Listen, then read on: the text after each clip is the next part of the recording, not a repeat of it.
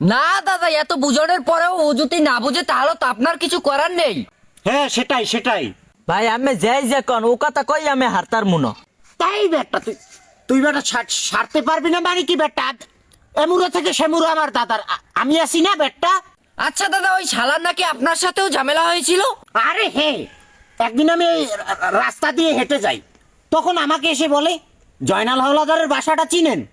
আমি তো অবাক, এমুরা থেকে সেমুরা আমার দাদার, তার ভিতরে জয়নাল হাওলাদারটা কোন শালায়? তারপর বলে ওই যে তার এক ছেলে বিদেশ থাকে। আমি তো অবাক, আমি এবে ভেসে এসেছে এলাকাতে বেটা, কোথার বিদেশ থাকে, শুট কইরা থাকে।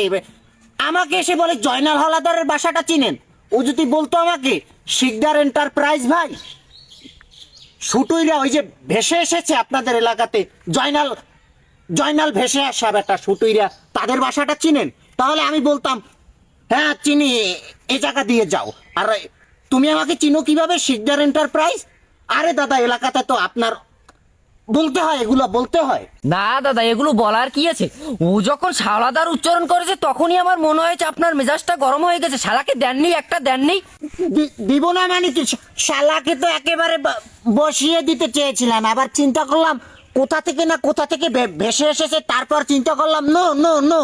ভাই মানুষের লগে ঝামেলা করার চাইতে না করাই ভালো। দেন না এককাল ভালো কাম করছেন। হ্যাঁ সেটাই সেটাই সেটাই। কোথা থেকে উড়ে এসে জুড়ে এসে, তাও আবার আমার সাথে এটা না সেটা বলে খালি। কি যে বলবো দাদা, আমাদের এই এলাকাটা সুটুইরাতে ভরে গেছে। তাই বেটা, এদেরকে শুটুইরা বলিস কেন বেটা? শুট কইরা বলবি বেটা, হাঁটা যায় না বেটা শুট কইরাদের কারণে। ভাই উডুরে গুলো কি আড়ন যায় না? আমের রাস্তায় উঠলে কি উডুরের রাস্তা আটকাই থই? তাই বেটা, নয়ন তুমি দেখো তো কথাটা বললো কি বেটা? কাদের সাথে ইংলিশ বলতে বসলাম? হিউজ।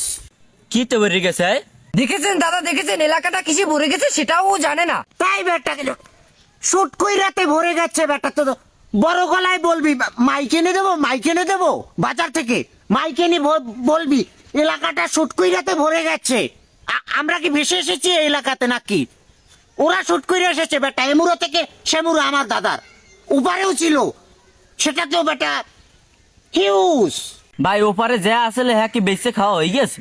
তাই বেটা, তাদের সাথে ইংলিশ বলতে বসলাম।